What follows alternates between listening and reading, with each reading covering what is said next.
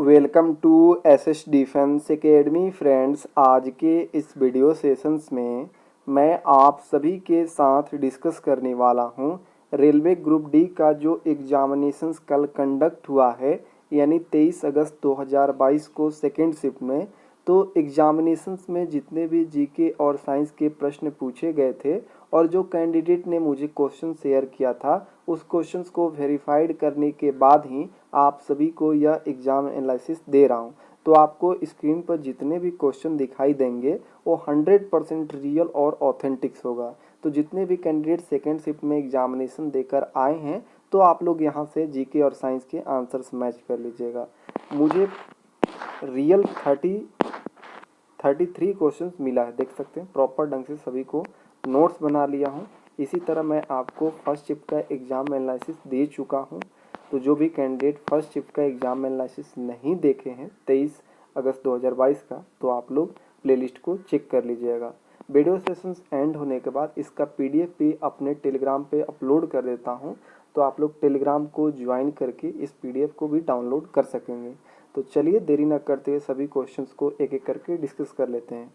GK sections में first question पूछा गया था, भारत के संविधान के विभिन्न भाग कितने देशों से लिया गया है? तो 10 देशों से लिया गया है। सेकंड क्वेश्चन पूछा गया था, भारत को कितने भौतिक भागों में बांटा गया है? तो 5 भौतिक भागों में बांटा गया है।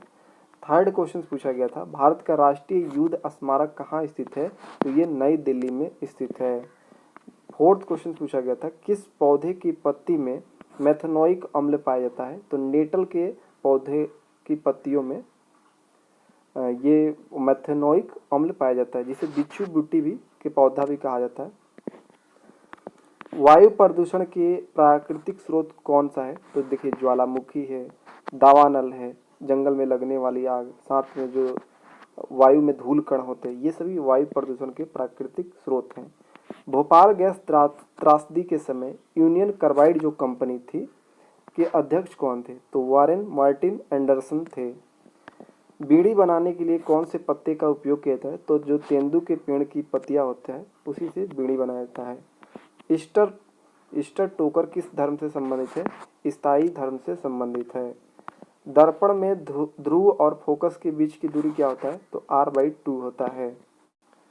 नेक्स्ट क्वेश्चन देखिए, क्वेश्चन नंबर 10 कह रहा है, किसकी छोटी आंत सबसे लंबी होती है? ऑप्शन था गाय, शेर, मानव, बाघ। तो गाय का सबसे छोटी आंत की लंबी होती है। नेक्स्ट देखिए, आवर्धन 1/2 है, 1/2 है, तो प्रतिबिंब कैसा होगा? तो देखिए, आवर्धन धनात्मक है तो आभासी, सीधा और वस्तु से छोटा प्रतिबिंब बनेगा। सबसे पहले नगर निगम किस प्रांत में लागू हुआ था? तो मद्रास में लागू हुआ था। नेक्स्ट देखिए, पतंजलि आयुर्वेद ने किस बैंक के साथ क्रेडिट कार्ड बनाया है? तो पीएनबी और एनपीसीआई के साथ मिलकर क्रेडिट कार्ड बनाया है पतंजलि आयुर्वेद ने। मानव का रक्त दाब कितना होता है? तो 120/80 mmHg होता है। ऐतरेय उपनिषद किस वेद का है? तो ऋग्वेद का है। वायरस जनित रोग कौन सा है? तो ऑप्शन में एड्स था, HIV वायरस द्वारा होता है एड्स। द्रविड़ भाषा कौन सी नहीं है? तो ऑप्शन के अकॉर्डिंग संस्कृत जो है द्रविड़ भाषा नहीं है, जबकि कन्नड़, मलयालम, तेलुगु ये सभी द्रविड़ भाषा है। नीरज चोपड़ा ने किस ओलंपिक्स में स्वर्ण पदक जीता है?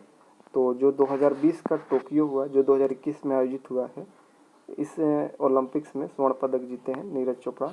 वैश्विक पवन ऊर्जा क्षमता में भारत का स्थान क्या है? चौथा स्थान है, फर्स्ट पर चाइना है। Insolvency and bankruptcy board of India के वर्तमान अध्यक्ष कौन है? तो रवि मित्तल हैं। नारियल के खोल की कठोरता के लिए कौन सा ऊतक जिम्मेदार है? तो एस्क्लेरेन काइमा ऊतक जिम्मेदार है। इंडिया सेमीकंडक्टर मिशन किसने लॉन्च किया है? तो सूचना प्रौद्योगिकी मंत्री अश्विनी वैष्णव जी ने लॉन्च किया है। वर्तमान में आवर्त सारणी में कितने तत्व हैं? 118 तत्व है। 2022 सैयद मोदी इंटरनेशनल बैडमिंटन के विजेता कौन रहा है? तो पीवी सिंधु रही हैं। नेक्स्ट देखिए, यहाँ पर HNO3 + KOH अभिक्रिया करके H2O + KNO3 का निर्माण करते हैं। किस प्रकार की अभिक्रिया है? तो ये एक उदासीनीकरण अभिक्रिया है। एक था ये, कौन सा गलत है? P बराबर वी आई, ये सही है। P equal to I square R, ये भी सही है। P equal to V square बट्टा आर, ये भी सही है। और ये गलत है, P equal to I square by R, ये गलत है। नेक्स्ट देखिए, हिमालय के पूर्व में कौन सी नदी हिमालय की सीमा बनाती है? तो हिमालय के पूर्व में ब्रह्मपुत्र और इंडस जो नदी है हिमालय की सीमा बनाती है। भारत सरकार किसके मध्य रिवार्ड परियोजना के कार्यान्वयन के लिए $115 मिलियन के ऋण समझौता पर हस्ताक्षर किए गए हैं? तो भारत सरकार ने विश्व बैंक के मध्य जो रिवार्ड योजना के कार्यान्वयन के लिए $115 मिलियन के ऋण पर समझौता पर हस्ताक्षर किए हैं। किसान 11.2 pH वाली मिट्टी को खेती योग्य बनाने के लिए इसमें क्या मिलाता है? तो एल्युमिनियम सल्फेट मिलाता है, ये ऑप्शन सही था। नेक्स्ट देखिए, जब सूर्य का प्रकाश प्रिज्म से होकर गुजरता है तो 7 रंगों में बढ़ जाता है, यह घटना क्या कहलाता है? तो वर्ण विक्षेपण कहलाता है।